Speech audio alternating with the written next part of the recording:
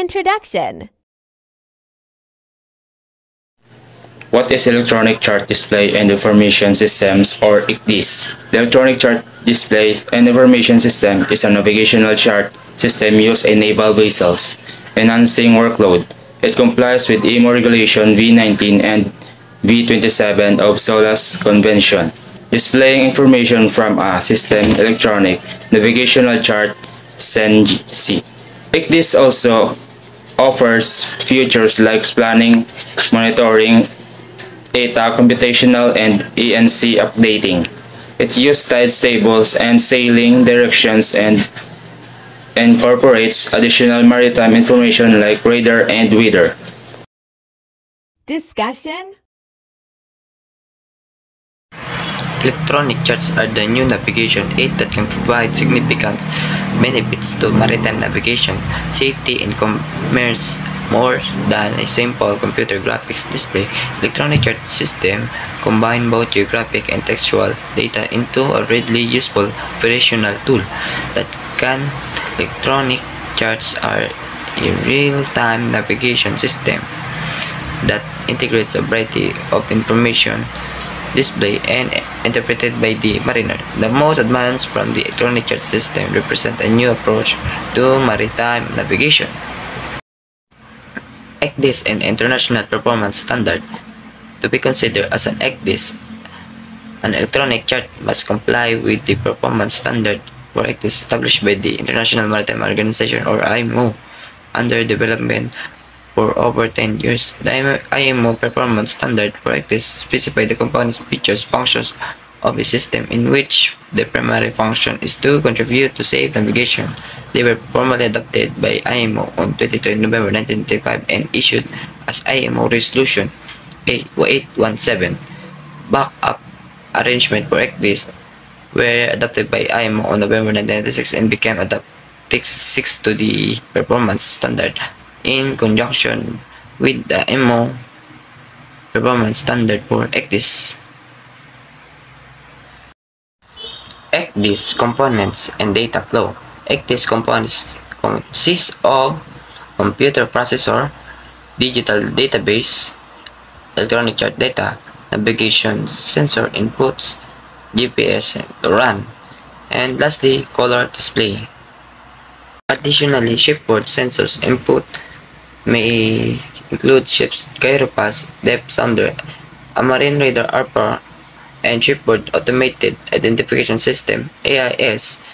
Since ECDIS can function as a mariner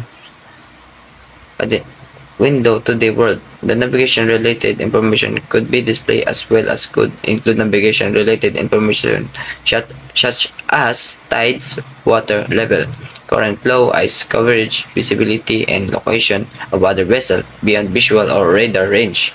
In this regard, IMO has recently adopted draft recommendation on performance standard for universal ship-borne AIS that would operate in a ship-to-ship, transponder, and ship-to-shore-to-ship broadcast mode of operation.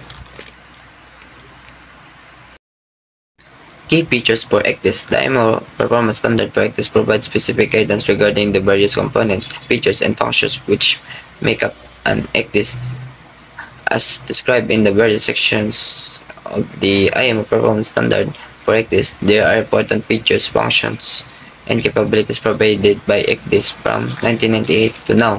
We have been developing the electronic chart displays and information system which based on international standard. The following are the key features. Updating. ECDIS must be capable of accepting official updates to the system data provided in conformity with IHO standards. We have developed an ECDIS which can keep a record of updates including time of application and allow the mariner to review their contents and ascertain that they have been included in the system data. Colors and symbols. The colors and symbols used on ECDIS display must conform to the specifications contained in ISO Special Publication 52.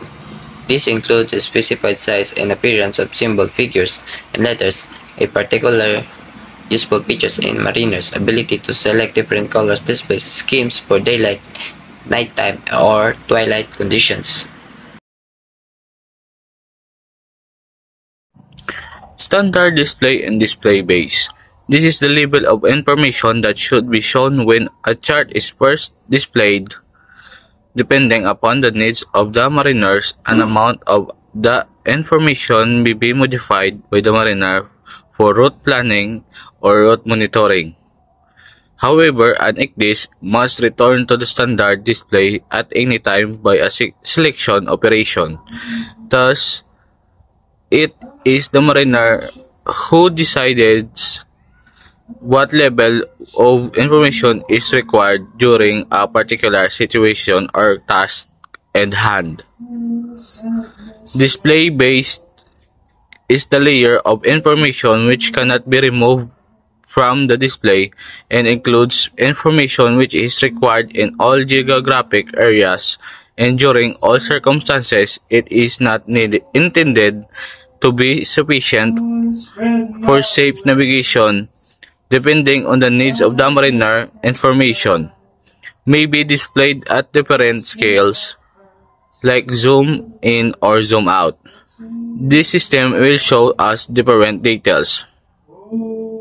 Electronic chart display and information, or in short, ICDIS, are advanced navigational tools that integrate a variety of data sources to aid maritime navigation. One of the critical components of ICDIS is the incorporation of light and shape data, which are essential for safe navigation, especially in coastal areas and near harbors. Here's how ICDIS incorporate and utilize this data. Integration of light data. Lights are crucial navigational aids, providing visual cues to mariners during the night time or low visibility conditions. ICDIS integrates light data from multiple sources. Chart data. Light characteristics such as color, range, rhythm, and period are included in the Electronic Navigational Charts, or ENCS. This information is depicted on the ICDIS screen, allowing mariners to identify and interpret light signals correctly. Attributes display.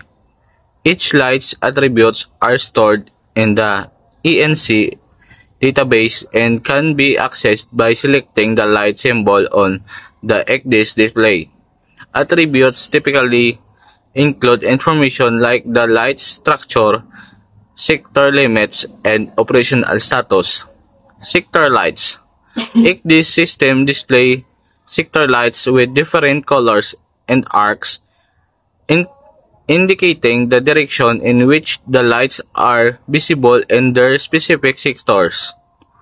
This helps mariners to understand which lights they should expect to see based on their current position in course.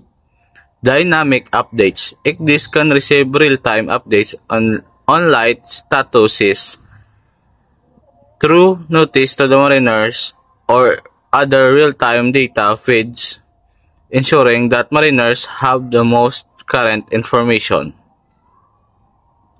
Incorporation of shape data. Shapes such as buoys, beacons, and landmarks provide additional visual reference for navigation. ICDIS system incorporates shape data in the following ways.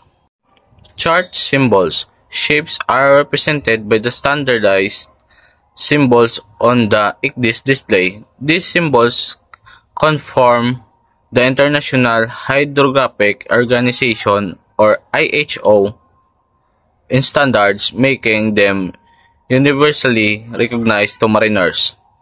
Object attributes. Similar to the light data, shape data includes attributes like type, color, height, and function. This information can be accessed by selecting the symbol on the ICDIS display, providing mariners with detailed information about each navigational aid. 3D visualization. Some advanced ICDIS systems offer 3D visualization capabilities, providing a more realistic representation of shapes and their surroundings. This can help mariners better understand the spatial and relationship between different navigational aids and the vessel position. Automated alerts. ICDIS system can generate alerts based on the vessel's proximity to these shapes.